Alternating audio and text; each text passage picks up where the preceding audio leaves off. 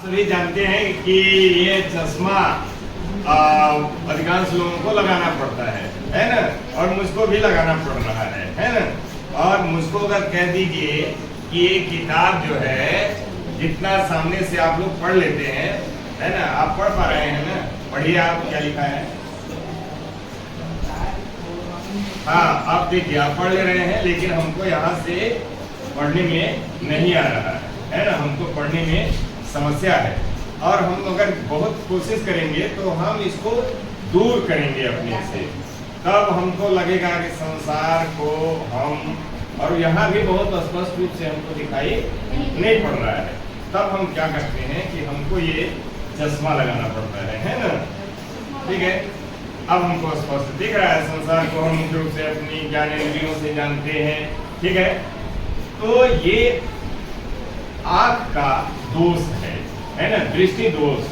ठीक है, मुख्य रूप से हम दो तरह के दृष्टि दोष देखते हैं, निकट दृष्टि दोष और दूर दृष्टि दोष। ठीक है, जिसमें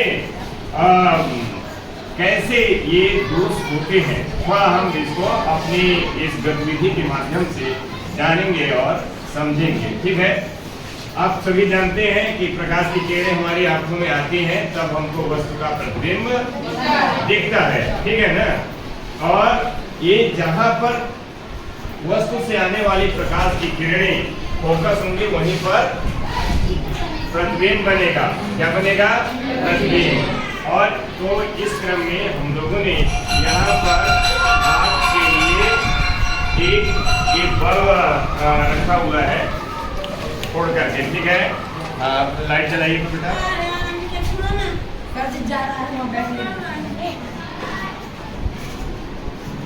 देखिए, होता ये है कि जो हमें समस्या है ना, हमको नजदीक की चीज जो है नहीं दिखती है ना।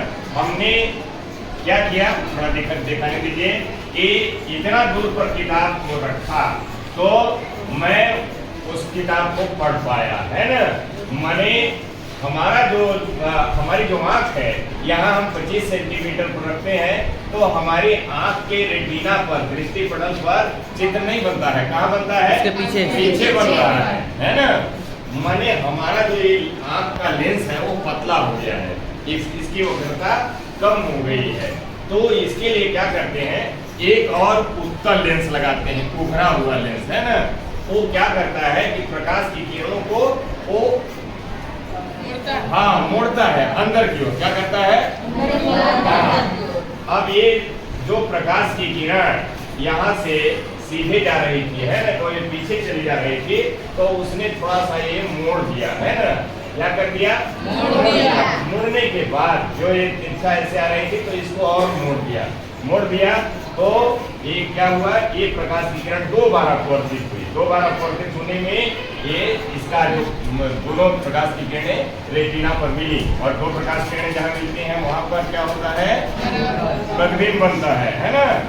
क्या बनता है? तो इस तरीके से इस उत्तल लेंस ने मदद किया हमको यहाँ की वस्तु पढ़ने में, है ना। यहाँ की वस्तु अब हमको कहा, माने यहाँ इतनी दूरी पर जो हम आराम से पढ़ रहे थे, वो यहाँ की वस्तु रखी हुई है, तो ये लेंस हमारा मदद करेगा इसको पढ़ने में बड़े आराम से, है ना। ठीक है, कैसे इसको देखते हैं। आप इसको चालू करें। देखिए, इसको नजदीक से दिखाइए। ये हमारी आँख है ना। ऊपर से थोड़ा सा दिखाएं इसको। आँख में ये दो प्रकाश की किरणें प्रवेश कर रही हैं। क्या कर रही हैं? हाँ, ऊपर से आप दिखा सकते हैं। ये पुतली है, पुतली से जो है प्रकाश की किरणें प्रवेश कर रही हैं। ये रेटिना पर अभी फोकस नहीं हो रही हैं। कहाँ हो रही हैं फोकस? ये रेटिना के पीछे। देख पा रहे हैं? Yes sir. रेटिना के ये पीछे फोकस हो रही हैं। कहाँ हो रही हैं? रेटिना के पीछे, है ना। अब हम इसको उत्तल लेंस एक लगाइए बीच रास्ते में, प्रकाश की किरणों के रास्ते में। अब देखिए, ऊपर से दिखाइए, ये प्रकाश की किरणें अब रेटिना पर फोकस होने लगी। ऊपर से आप दिखा सकते हैं इसको, और यहाँ से दिखाइए, ये प्रकाश की किरण दिख रहा है, यहाँ पर ये हमारे इस उत्तल लेंस को लगाने से क्या हुआ, ये जो प्रकाश की किरणें पहले यहाँ पर पीछे फोकस हो रही थी, है ना, जैसे ही उत्तल लेंस लगा तो ये रेटिना पर फोकस होने लगी, है ना। तो इस तरीके से इस चश्मे को लगाने का हमारा उद्देश्य क्या होता है कि जो सामने से हमारे नज़दीक से जो प्रकाश की किरणें आ रही थी, जो हमारे रेटिना के पीछे फोकस हो रही थी, इस लेंस की वजह से ये हमारे चश्मे में उत्तल लेंस लगा हुआ है। कौन सा लेंस लगा हुआ है? हाँ, ये क्या करता है, प्रकाश की किरणों को और मोड़ देता है ना, अपसरित कर देता है, जिससे ये प्रकाश की किरणें यहाँ हमारे रेटिना पर फोकस हो जाती हैं और वस्तु हमको दिखता है, वस्तु का प्रतिबिंब दिखाई देता बनने है, लगता है और हमको वस्तु बढ़िया से किताब पढ़ने में आसानी होती है। ठीक है, क्लियर है। एक और बात, जो हमारा निकट दृष्टि दोष है, जिसमें निकट की वस्तुएं तो दिखाई देती हैं लेकिन दूर की वस्तुएं दिखाई नहीं देती हैं। इसमें होता यह है कि जो दूर की वस्तु है हमको वैसे अनंत पर हमारा दूर का बिंदु होता है, जितना दूर तक हम देख सके वो हमको दिखाई देता है। लेकिन जब ये लेंस जो है मोटा हो जाता है कभी कभी, है ना, यस सर, या और भी इसकी वक्रता में, इसके गोलक की वक्रता में समस्या आती है, तो जो दूर से आने वाले प्रकाश की किरणें हैं वो रेटिना पर नहीं पहुंचती, पहले ही फोकस हो जाती हैं। कहाँ?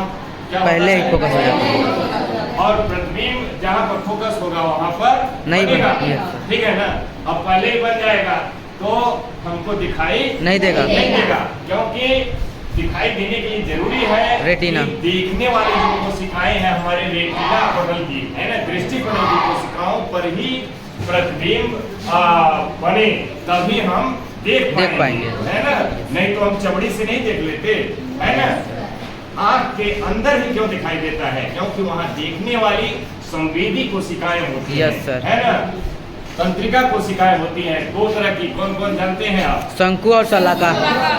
बिल्कुल, शंकु और राड, है ना, शंकु और शलाका, दो तरह की कोशिकाएं होती है, यही देखने का काम करती है। ठीक है, जब तक प्रतिबिंब यहाँ पर नहीं बनेगा रेटिना पर, तब तक हमें वस्तु नहीं दिखेगा, नहीं दिखाई देगी। तो होता ये है कि दूर की वस्तुएं, दूर का बिंदु पास आ जाता है ना, और दूर से आने वाली प्रकाश की किरणें इस हमारे नेत्र में प्रवेश करने के उपरांत पहले ही रेटिना से पहले ही फोकस हो जाती है और हमें वस्तु दिखाई नहीं देता है।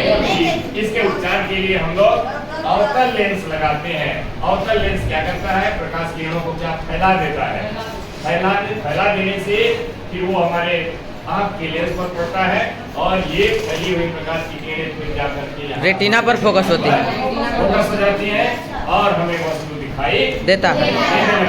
तो आज के लिए इतना ही, थैंक यू।